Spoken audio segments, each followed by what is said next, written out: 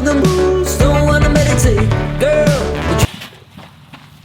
Today is a very exciting day for all Sony APS-C users because today Sony is launching 3 new lenses to their lineup. We have the Sony 10 to 20mm f4 power zoom.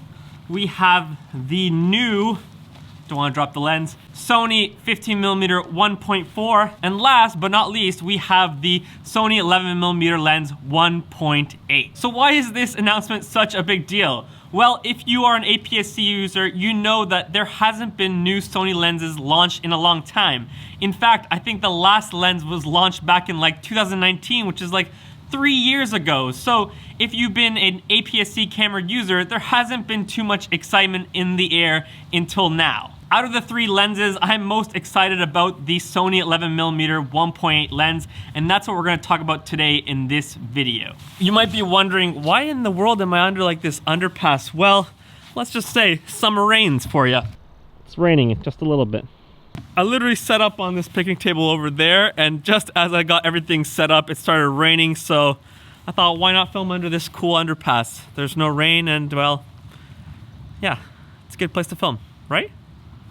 Welcome to my hometown, St. Eric. The reason why I'm so excited about this Sony 11mm f1.8 is because it is the ultimate dream vlogging lens. Up until this point, the widest prime lens that the APS-C cameras have had has been a 16mm, which is essentially like 24, 25mm on a full frame camera, and it's just not wide enough for vlogging. You're gonna get that bobbling head effect, and you're not gonna get that wide dynamic point of view. Now, the other option has been the 10 to 20mm f4 lens, but that's f4. You're not getting that nice shallow depth of field. The Sony 11mm lens has the best of both worlds. It's gonna be wide and dynamic for vlogging, but as well, you're gonna get that nice shallow depth of field and bokeh when filming. And as well, it's gonna do really great in low light. Okay, guys, my plans to film outside definitely have epically failed. It's raining so much, this lens is probably just covered in water droplets right now. Let's hack back to the studio and sit down and talk more about this lens. Our togetherness, both mind and flesh, only we know how it goes, we know how it goes. I was not expecting this weather. The weather report said like cloudy and sunny today, and there's a full-on rainstorm, thunderstorm. That's okay, life's still good. Quick getaway home with the one wheel. That's always a good thing. But look at this, just soaked. This is when YouTube tutorials go wrong. Very rarely does this happen that I get rained out on a shoot, but today, yes, it's raining out. Getting this, both mind and flesh, we know how it goes, we... Ooh, boy, did that escalate fast. You know, I saw a little bit of raindrops earlier, thought, yeah, it'll pass. And then I caught myself right in the middle of a torrential rainstorm, thunderstorm. But we're alive and well.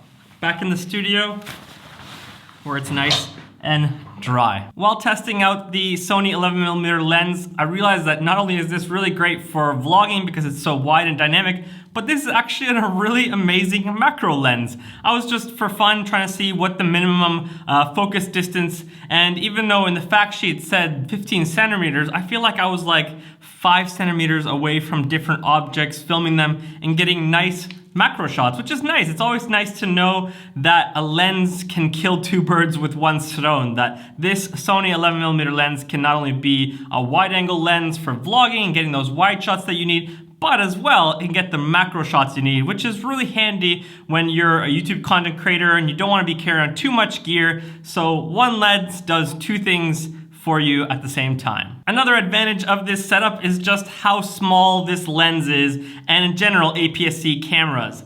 APS-C cameras are often a lot smaller when it comes to the body compared to full frame camera, but their lenses are even smaller. Just look at the comparison between the Sony a6600 with the Sony 11mm lens compared to my full frame setup, the Sony a7S III with the 16 to 35 lens. It's like 1/3 of the size or half the size of that setup. So if you want to be vlogging, you know, in public, you don't want to be as intrusive, a little small, lightweight setup like this can be really beneficial for a YouTuber.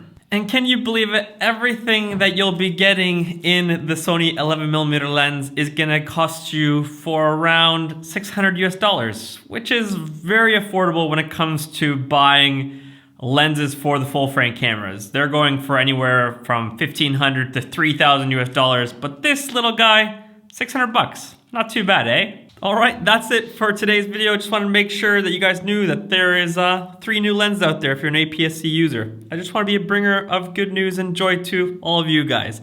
If you're not yet subscribed, make sure hit that subscribe button. Like the video, comment below your thoughts on these 3 different lenses. Which lens are you most excited about? I'd love to hear your thoughts. All right, have a great day, guys. Keep dancing with the devil, but it is a lullaby.